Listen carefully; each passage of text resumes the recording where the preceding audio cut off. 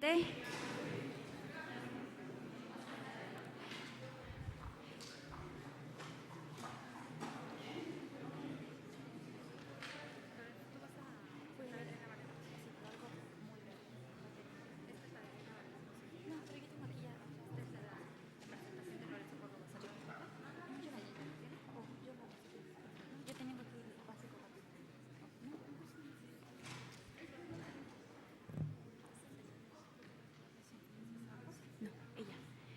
Continuamos con el seminario Los Estados en 2013, la nueva configuración político-electoral. Aprovecho para dar la bienvenida a Rigoberto Ávila Ordóñez, representante del Partido de la Revolución Democrática ante el Consejo General del Instituto Electoral del Distrito Federal.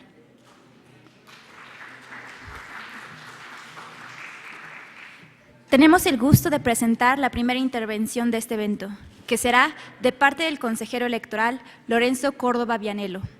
abogado por la Universidad Nacional Autónoma de México y doctor en investigación de teoría política por la Universidad de Turín. Investigador del Instituto de Investigaciones Jurídicas de la UNAM, donde fue coordinador del área de Derecho Electoral y profesor de la Facultad de Derecho de la UNAM. Ha ocupado diversos cargos en el sector público, de entre los que destaca el haber sido secretario técnico del Grupo de Trabajo del Senado de México sobre la reforma política, articulista, ensayista y periodista. Sin más preámbulos, cedo la palabra al doctor Lorenzo Córdoba Vianello. Bueno, muchísimas gracias. Yo quiero comenzar agradeciendo la invitación para poder tener esta plática con ustedes. Conferencia, sí, lo de magistral, la verdad es una generosidad de los invitados, de los organizadores, a la invitación que me hicieron, pero para mí es una doble oportunidad, digamos, que de veras agradezco mucho. Doble digo porque, en primer lugar, me permite, a pesar de que estamos aquí en la casa a la que ahora pertenezco, recordar de dónde vengo y a dónde volveré. Es decir, entiendo que me han invitado no como consejero electoral, sino para hacer reflexiones de corte más académico. Esas son las que pretendo hacer en este día y por eso de veras agradezco mucho el tema. Debo confesar una cosa, desde que me nombraron, y perdón que comience,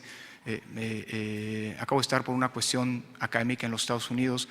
y los gringos suelen comenzar con un chiste, las intervenciones, para relajar el ambiente. Yo debo comenzar con una confesión. Cuando pedí licencia para incorporarme al instituto en esta nueva encomienda, tuve que pedir licencia también en el SNI, lo que no significa no seguir perteneciendo al SNI, al Sistema Nacional de Investigadores. Así que el agradecimiento también, por otro lado, es porque, aunque no percibo ningún emolumento del SNI, porque tengo la prohibición constitucional, veo y se me hace agua la boca desde ahora, Rosa María, que me esté enseñando lo que será el reconocimiento, porque sigo manteniendo todas las obligaciones del SNI, entre ellas las de informar todas las actividades académicas en las que participo. No, de verdad, muchísimas gracias por la invitación, sobre todo porque es una oportunidad privilegiada, como todas las que antes, ahora y espero también en el futuro siga recibiendo de parte de las instituciones que ahora convergen en la organización de este seminario, que no es la primera vez que confluyen, sin duda no será la última vez, y sobre todo porque los resultados, no solamente en términos de los productos editoriales, sino además de la incidencia en la reflexión pública que este tipo de eventos tiene y que estos eventos, que esta secuencia de eventos, del que este es el último por ahora, tiene, siempre es muy importante y agradezco muchísimo pues la invitación. Estoy convencido de la pertinencia de este foro en particular, de estos eventos, no solamente porque se han constituido bajo la dirección académica de Rosa María en un espacio muy provechoso e importante, diría yo, de reflexión en términos de corte de caja al cabo de los ciclos electorales que año con año atormentan a nuestro país. Venturosamente, por supuesto, en clave democrática, sino porque además ahora, como todos ustedes saben, está en curso una reflexión de repensamiento del propio sistema electoral Y creo que esos eventos no pueden no nutrirse de las reflexiones que en términos de corte de caja presentan seminarios como este. Celebro muchísimo pues la realización del mismo y consecuentemente agradezco el inmerecido honor, que es más producto, entiendo, de la amistad que no otra cosa, de haber sido invitado a impartir esta conferencia magistral. Lo de magistral ya veremos. Lo primero que vale la pena hacer cuando se piensa, cuando se intenta hacer una especie de corte de caja de los procesos electorales que tuvieron curso en este año, es enfrentar este tipo de reflexiones bajo lo que yo considero debe ser la perspectiva, no solamente más pertinente desde el punto de vista del análisis político, conceptual, de los fenómenos electorales, sino también desde su utilidad para, como decía, en este caso, la discusión pública y sobre todo la revisión del sistema electoral hacia el futuro. Me parece que a pesar de que hemos llegado a una estabilidad y a un grado de perfeccionamiento de la organización de los procesos electorales, tanto federales como locales, encomiable en muchos sentidos, siempre es permanente asumir que los propios procesos, que estos procesos son, insisto, creo que esta es la perspectiva más provechosa de análisis, son un permanente desafío para las instituciones electorales. A pesar, insisto, de la experiencia acumulada y la capacidad técnica evidente a simple vista que hemos alcanzado en nuestro país, creo que cada proceso electoral tiene complejidades y novedades particulares que hacen que cada elección implique, como decía, un desafío para las propias autoridades electorales, pero también una oportunidad, porque creo que al cabo de cada proceso electoral, las lecciones aprendidas, y no estoy pensando solamente en el aprendizaje institucional, sino en el aprendizaje político que se deriva de cada elección, si es adecuadamente canalizado, puede ser sumamente provechoso para el perfeccionamiento en clave de su actualización del sistema electoral en su conjunto. Los procesos electorales en general, incluyo a los 15 procesos electorales de este año, los procesos electorales en general, decía, son pruebas del ácido del sistema electoral. Entendiendo al sistema electoral como el conjunto de normas, de reglas, de procedimientos y de instituciones electorales. Cada vez que haya una elección, el conjunto de normas, los procedimientos, el empaque de las instituciones electorales es puesto a prueba. Y los siempre nuevos fenómenos político-electorales constituyen un reto para la adecuación de las normas en la regulación de estos nuevos fenómenos, de los procedimientos para adecuarse a los nuevos desafíos y de las instituciones electorales para ser en clave de su capacidad para enfrentarlos exitosamente. Y creo, lo anticipo, que el resultado de este ejercicio de corte de caja de los procesos electorales de este año, una vez más, debe ser considerado un balance positivo y un corte de caja, insisto, exitoso. ¿Por qué es importante hacer este tipo de ejercicios? ¿Por qué es pertinente la realización de seminarios que nos permitan la realización de este tipo de ejercicios de corte de caja y de evaluación del estado del sistema electoral? Porque estoy convencido que, como dice Sobato, que dicen los alemanes, la verdad no he escuchado todavía a ningún alemán decir esto, pero confío en Sobato, que es alumno de Dieter Nolen, además de buen amigo y uno de los estudiosos más serios en América Latina de las cuestiones electorales. Dice Sobato, que dicen los alemanes, que la reforma electoral es una reforma permanente. Creo que la mejor manera de enfrentar las retóricas discursivas que anteceden a cada reforma electoral y que la anticipan o que la avisoran como la reforma electoral definitiva es, parafraseando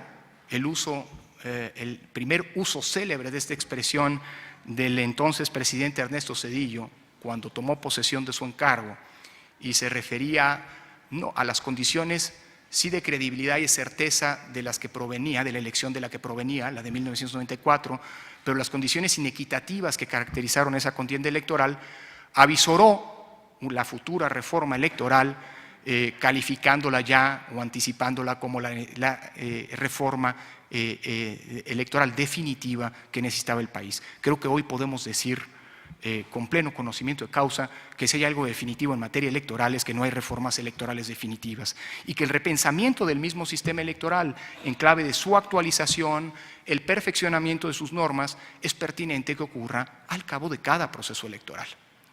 Tenemos también la experiencia de lo que ocurrió luego de una larga década de inactividad legislativa, cuando al cabo de la reforma de 1996, el legislador, salvo modificaciones muy puntuales, dejó prevalecer el marco normativo y las instituciones y los procedimientos que se derivaban del mismo durante largo tiempo sin las adecuaciones necesarias. La elección de 2006 fue una elección sumamente compleja por la cantidad de problemas que se presentaron y que se concentraron, algunos de ellos de manera inédita, otros de manera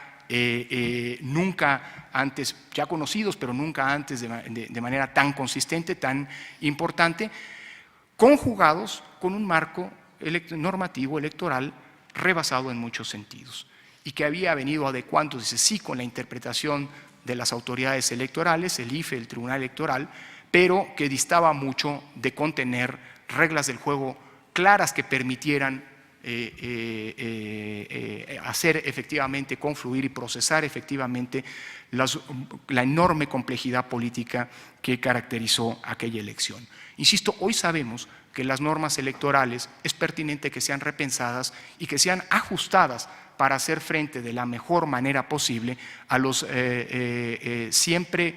nuevos desafíos que cada proceso electoral coloca sobre la mesa.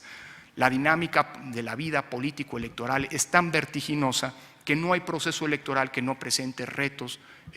a las autoridades electorales, al marco normativo electoral novedosos y que tienen que enfrentarse. Por eso, insisto, la experiencia de los procesos electorales no solamente es pertinente en términos del aprendizaje institucional,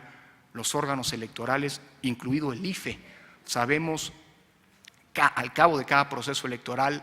dónde están los nuevos problemas y cuáles, y podemos hacer un balance de cuáles fueron los procedimientos, los mecanismos para enfrentar y resolver esos problemas, y podemos y debemos, diría incluso, entregar o poner a disposición de los legisladores, de las fuerzas políticas, de los actores políticos, esa experiencia para que ésta eventualmente se pueda traducir en una adecuación de las normas. El sistema electoral debe estar sujeto, estoy convencido, a un repensamiento permanente, no en clave refundacional,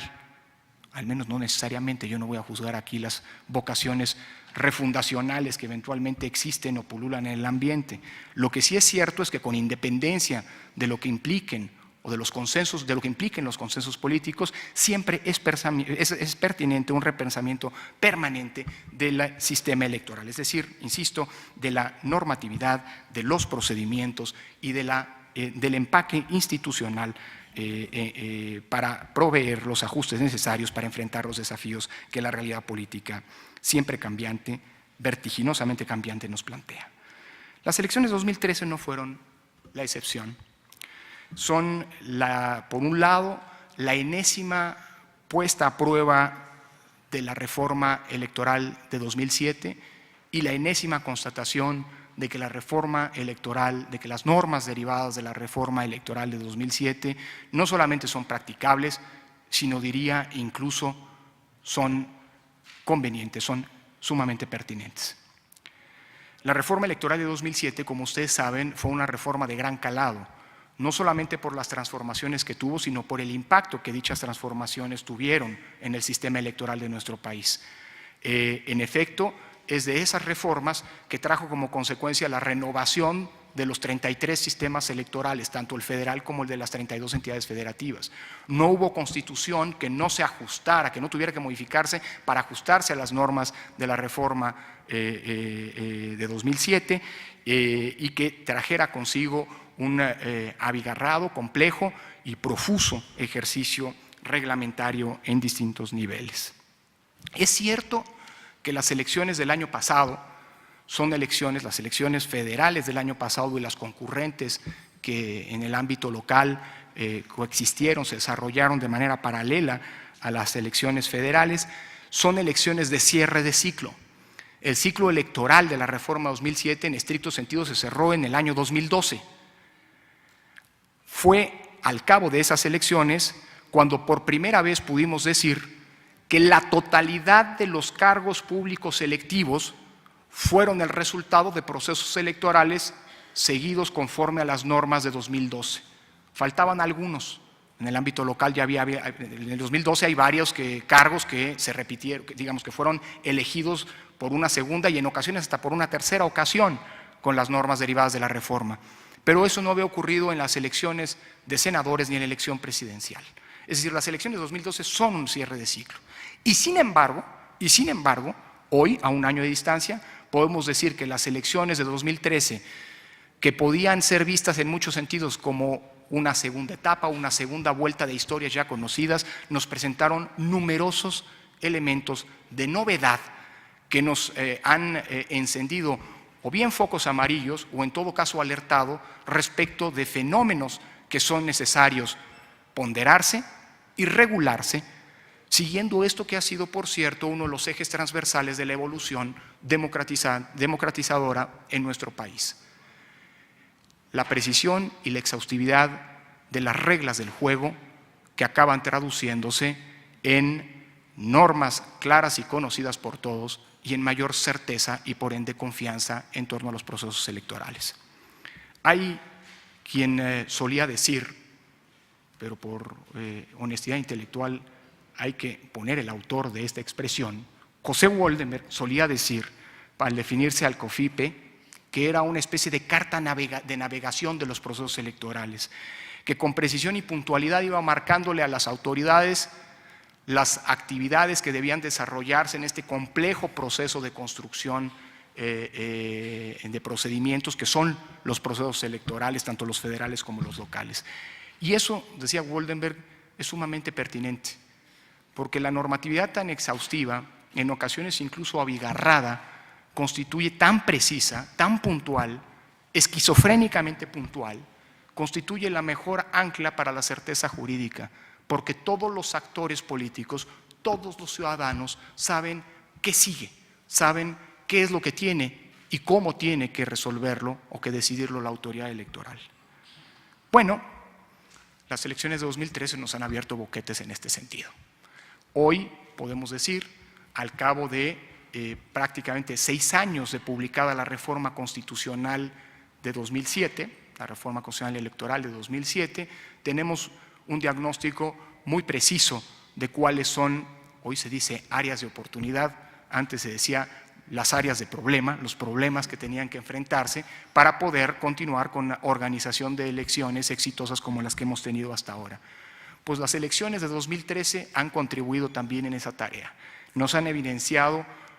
no digo los boquetes, porque hablar de boquetes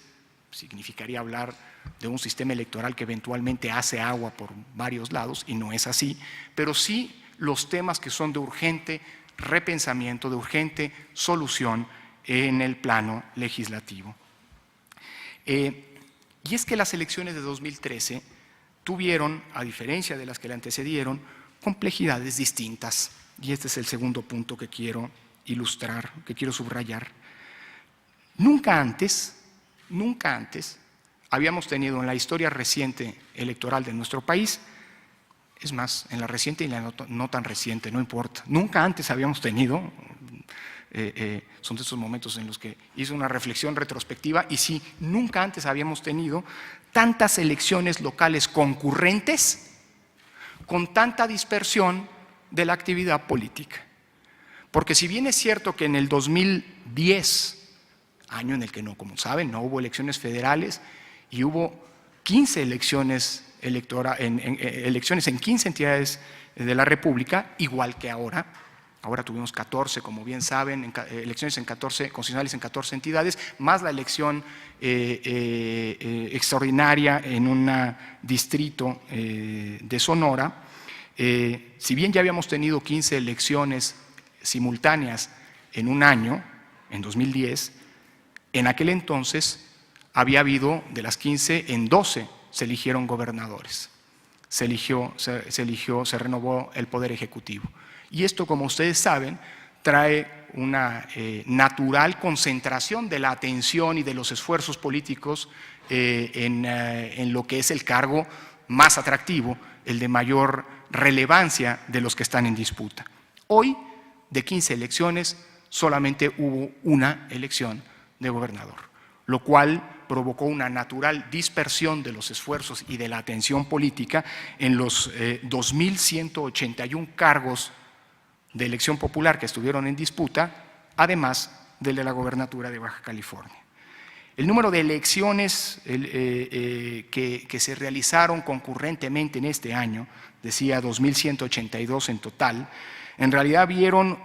la dispersión de los esfuerzos políticos en una gran cantidad, en la renovación de una gran cantidad de escaños en el Poder Legislativo, alrededor de 400,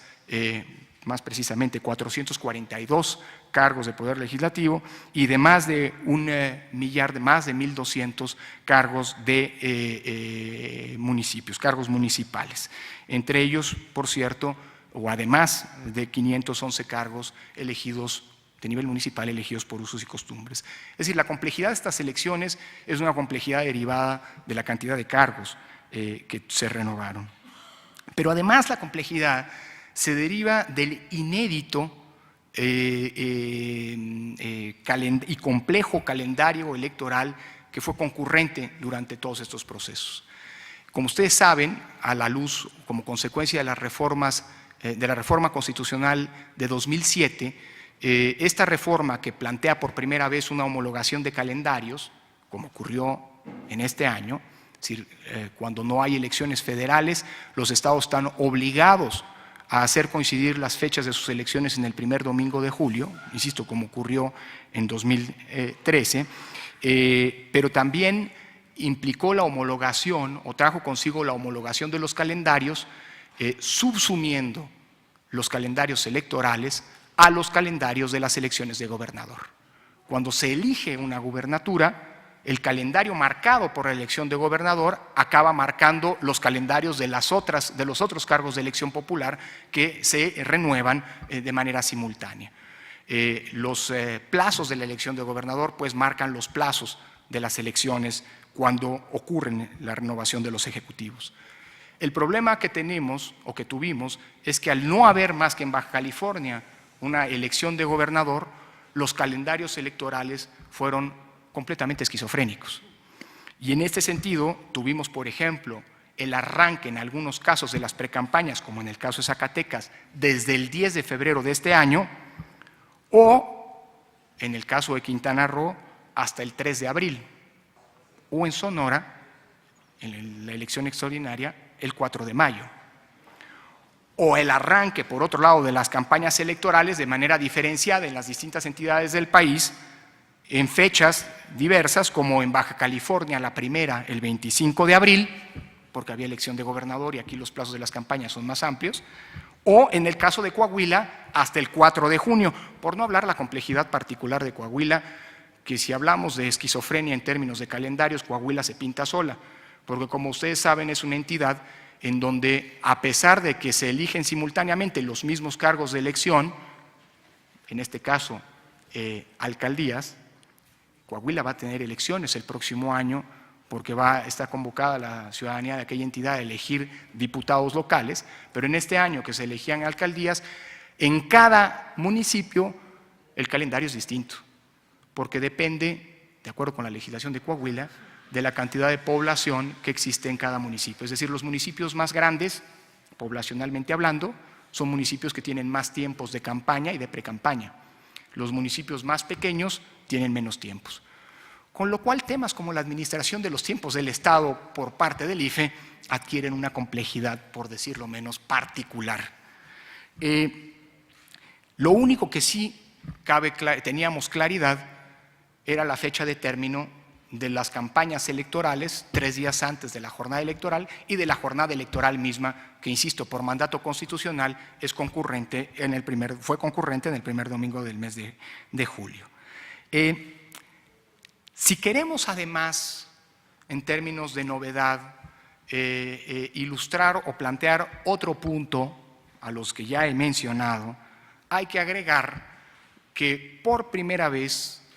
al cabo de la reforma constitucional del 9 de agosto de 2011, por primera vez tuvimos en el marco del nuevo artículo 35 constitucional la instrumentación de la figura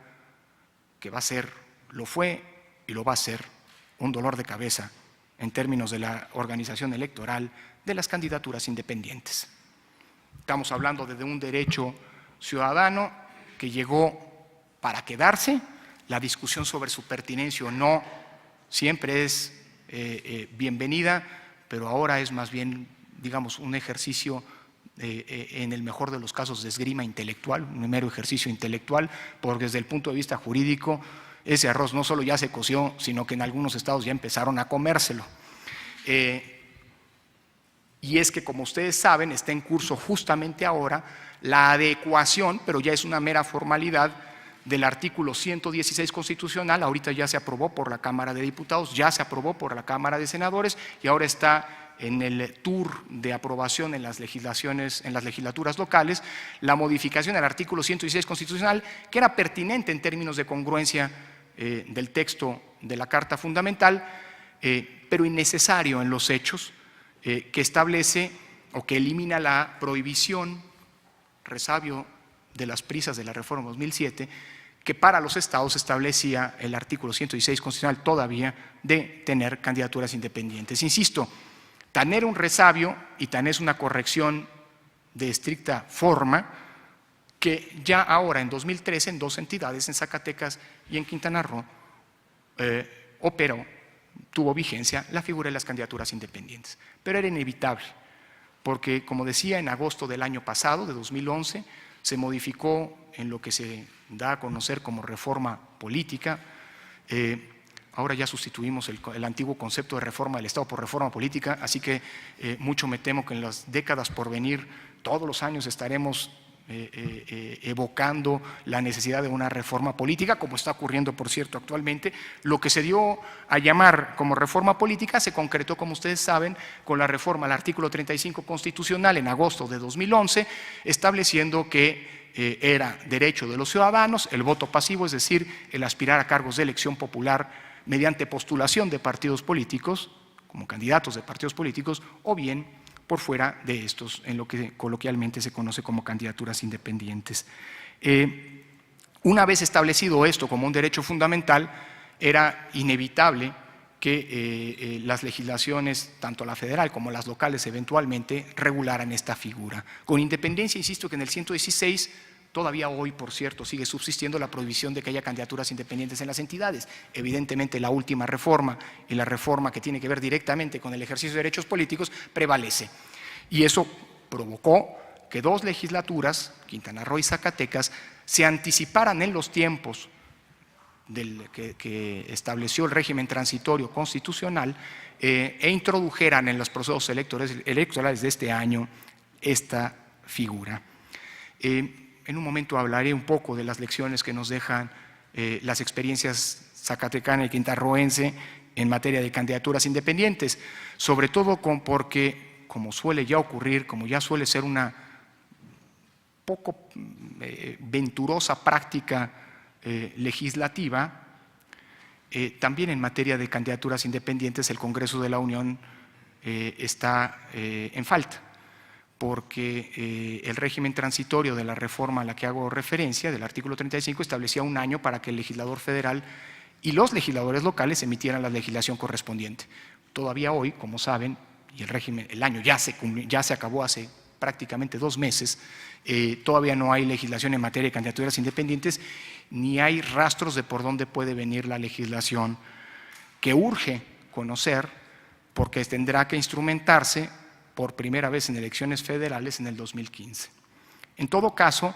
creo que lo provechoso de la experiencia, de revisar la experiencia en Zacatecas y en Quintana Roo en este tema, es que se trata de dos regulaciones muy distintas entre sí, que apuestan por soluciones muy diferentes y que pueden ser su análisis sumamente enriquecedor de cara a la regulación federal en la materia. Lo único malo, si se me permite, es que estas dos entidades se anticiparon a los tiempos del legislador federal y se perdió en consecuencia la posibilidad de que la ley federal de candidaturas independientes o eventualmente la ley nacional de candidaturas independientes pudiera fijar una pauta, es decir, un parámetro a seguir que pudiera ser replicado en las entidades federativas. El peor escenario en este tema, y perdón que me adelante a lo que creo sea una de las conclusiones de esta charla, el peor escenario que podemos enfrentar en el futuro en materia de candidaturas independientes es la coexistencia de 33 regulaciones distintas entre sí. Porque entre otras cosas, más allá de que la regulación de las candidaturas independientes tenga efectos prácticos en circunscripciones territoriales bien marcadas, una en cada entidad federativa, también es cierto que hay normas que son transversales, como las de la radio y la televisión, y pueden volver la administración del modelo de comunicación política encomendado al Instituto Federal Electoral un verdadero quebradero de cabeza. Y es justo el tema de radio y televisión el que constituye un ulterior desafío en términos de las novedades que trajeron consigo las elecciones de 2013. La radio y la televisión, a pesar de que estamos hablando de un modelo ya plenamente asentado a lo largo de los últimos 5 años y que ha demostrado no solo su eficacia, sino su pertinencia y, por cierto, a pesar de la retórica con la que los detractores de la reforma 2007 anticipaban en su momento la inviabilidad del sistema, hoy el mismo se ha demostrado no solamente viable, sino, como decía, también pertinente y perfectamente practicable, a pesar de los desafíos inéditos en esta materia que las elecciones de 2013 le plantearon. El catálogo nacional de emisoras de radio y televisión es de 2.233 emisoras. Bueno,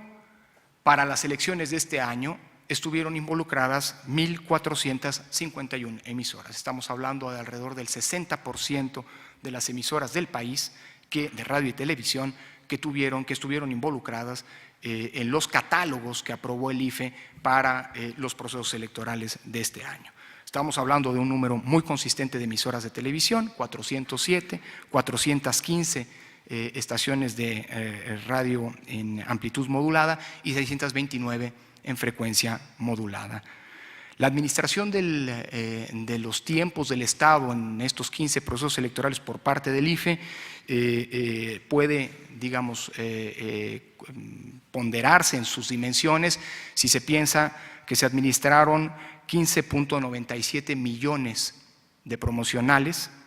y 117 pautas distintas a lo largo de las distintas etapas de los procesos electorales, precampañas, este periodo entre precampañas y campañas, lo que se llama